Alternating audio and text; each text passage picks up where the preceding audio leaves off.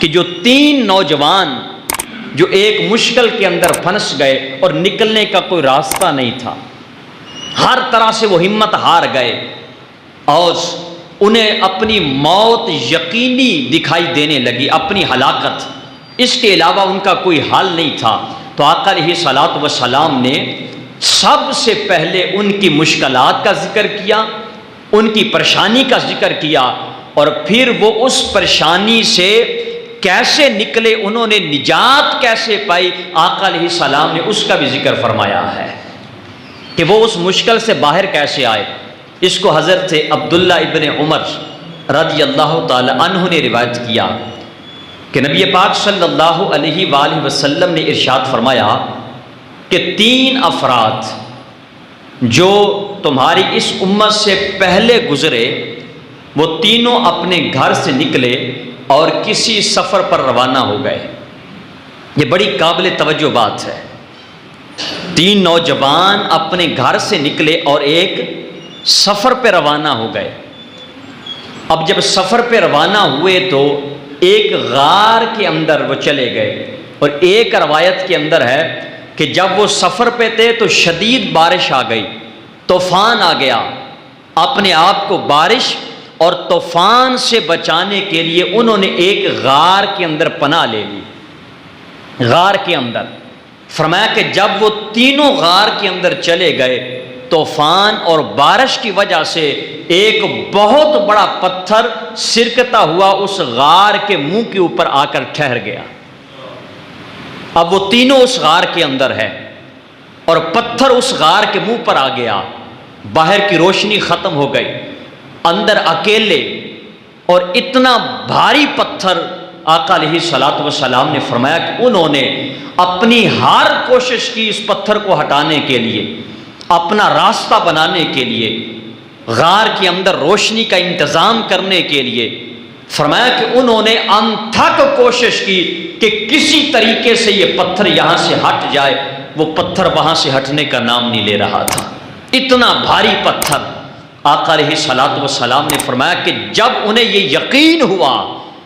کہ اب ہماری موت یقینی ہو چکی ہے، کیونکہ پتھر ہٹ نہیں رہا، اور اندر نہ کوئی کھانے کا سامان، نہ پینے کا سامان،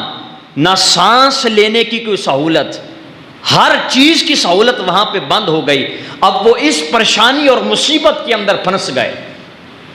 کہ اب ہم اس مصیبت سے باہر کیسے نکلے، اس مصیبت سے نجات کیسے حاصل کرے۔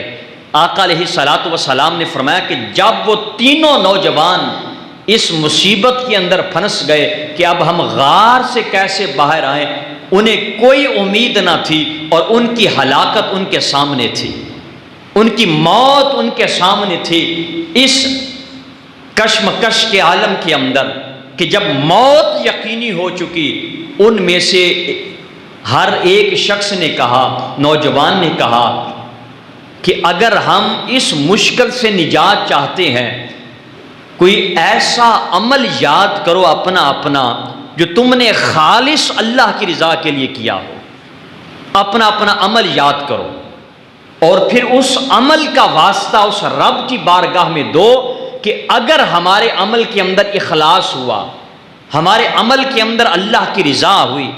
ہمارے عمل کے اندر اللہ کی خوشنودی اور خالص اللہ کو راضی کرنا ہوا، تو اللہ اس عمل کی برکت سے ہمیں اس مصیبت سے نجات عطا فرما دے گا، ہم اس مصیبت سے نکل جائیں گے۔ اب ایک نوجوان آگے بڑھا غار کے اندر ہی، اور اس نے بارگاہ لم یزل میں ہاتھ اٹھا دیے، اللہ کی بارگاہ میں ہاتھ اٹھائے اور عرض کیا کہ باری تعالیٰ میرے بوڑھے ماں باپ تھے۔ بڑی توجہ رکھیے گا، یہ آج میں آپ کو جو بات سنا رہا ہوں یہ مشکلات سے باہر آنے کا وظیفہ ہے، کیونکہ آج ہم صورتحال کے مطابق بہت بڑی مشکلات میں پھنسے جا رہے ہیں، روزانہ نئی سے نئی مشکلات آ رہی ہے، چاہے وہ غریب ہے، چاہے وہ امیر ہے، چاہے وہ جیسا بھی شخص ہے، ہر بندہ وہ مشکلات کا سامنا ہے، وہ مصائب کا سامنا ہے، اسے پریشانیوں کا سامنا ہے۔ تو یہ وظیفہ اپنے ساتھ لے جائیں جو آقا علیہ الصلوۃ والسلام نے فرمایا، اللہ کے فضل اور توفیق سے ہم بھی ان مشکلات سے باہر آ جائیں گے، لیکن صرف ہمیں اپنے اوپر توجہ کرنے کی ضرورت ہے، اپنے گریبان میں جھانکنے کی ضرورت ہے کہ جب ہم اپنے گریبان کے اندر جھانک کر اپنے آپ کو درست کر لیں گے، اللہ ہماری مشکلات کو آسان فرما دے گا۔ کیونکہ رب نے قرآن کے اندر فرمایا کہ جب تم اپنی زبان کی حفاظت کر لو گے اور تم اللہ رب العزت کے احکامات کی نافرمانی نہیں کرو گے، وَيُصْلِحْ لَكُمْ أَعْمَالَكُمْ، اللہ تمہارے اعمال کو درست فرما دے گا،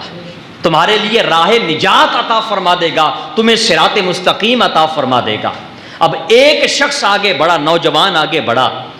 اور اللہ کی بارگاہ میں عرض کرنے لگا کہ باری تعالیٰ، میرے 2 بوڑھے ماں باپ، میرے ماں باپ تھے، بوڑھے تھے، اور مولا تو جانتا ہے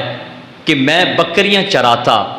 اور بکریاں چرا کر واپس آ کر سب سے پہلے اپنی بیوی اپنی بچوں کو چھوڑ کر دودھ اپنے ماں باپ کو پیش کرتا تھا، نہ اپنی بیوی کو دیتا نہ اپنے بچوں کو دیتا، سب سے پہلے بکریوں کا دودھ نکال کر اسے گرم کر کے اپنے ماں باپ کی خدمت میں پیش کر دیتا، اپنے ماں باپ کو دے دیتا۔ باری تعالیٰ ایک دن ایسا ہوا، میں بکریاں چراتا چراتا بہت دور نکل گیا اور مجھے گھر آنے کے اندر دیر ہو گئی، تاخیر ہو گئی۔ جب میں واپس گھر آیا تو میرے ماں باپ سو چکے تھے، میرے ماں باپ نیند میں جا چکے تھے، اب میرے بچے جاگ رہے ہیں، میری بیوی جاگ رہی ہے، اور انہوں نے یہ کہا کہ ماں باپ تو سو چکے ہیں، لہٰذا دودھ ہمیں دے دیا جائے پینے کے لیے۔ اور کہا باری تعالیٰ، میرے بچے میری ٹانگوں سے آ کر لپٹ گئے اور آ کر بلبلا رہے ہیں، آ کر دودھ کے لیے ترس رہے ہیں، بھوک انہیں ستا رہی ہے۔ مولا، میں نے اپنے بچوں کی بھوک کو نہ دیکھا، میں نے اپنے بچوں کے تڑپنے کو نہ دیکھا، میں نے کسی چیز کو نہ دیکھا، میں ویسی طرح دودھ گرم کر کے اپنے بیوی اور بچوں کو چھوڑ کر صرف تیری رضا کے لیے کہ تو راضی ہو جائے، میں گرم دودھ لے کر اپنی ماں باپ کے سرانے کھڑا ہو گیا، اپنی بیوی بچوں کو نہیں دیکھا، میں وہ گرم دودھ لے کر اپنے ماں باپ کے سرانے کھڑے ہو گیا۔ مولا، اگر میرا یہ عمل، اب توجہ رکھیے، اگر میرا یہ عمل مولا تیری بارگاہ میں قبول ہے کہ میں نے اپنے بچوں کو تڑپتا چھوڑ دیا، ان کی بھوک کا خیال نہ کیا، اپنی بیوی کی بھوک کا خیال نہ کیا، صرف تیری رضا کے لیے کہ میرے ماں باپ کو سب سے پہلے میں دودھ دیتا ہوں، آج بھی انہی کو دودھ دے گا، تو میں نے ان کو چھوڑ کر دودھ گرم کر کے اپنے ماں باپ کے سرانے کھڑا ہو گیا۔ باری تعالیٰ، اگر یہ میرا عمل تیری بارگاہ کے اندر قبول ہے اور میرا عمل اچھا ہے، مولا تجھے اس عمل کا صدقہ ہمیں اس غار سے نجات عطا فرما دے۔ اگر یہ میرا عمل قبول ہے تو جب اس نوجوان نے آقا علیہ السلام نے فرمایا کہ یہ واسطہ دیا کہ مولا اگر میری ماں باپ کی خدمت کرنا، میرا ماں باپ کو اولیت درجے پہ رکھنا، میرا ماں باپ کو یہ مقام دینا، یہ عزت دینا، یہ مرتبہ دینا کہ سب سے پہلے ماں باپ دودھ پئیں گے، بعد میں میرے بچے پئیں گے، مولا اگر میرا عمل تیری بارگاہ میں قبول ہے تو ہمیں غار سے نجات عطا فرما۔ وہ پتھر وہاں سے تھوڑا سا سرکنا شروع ہو گیا، ابھی دعا کمپلیٹ نہیں ہوئی کہ پتھر سرکنا شروع ہو گیا، لیکن اتنا نہ ہٹا کہ وہ غار سے نجات حاصل کر لیتے۔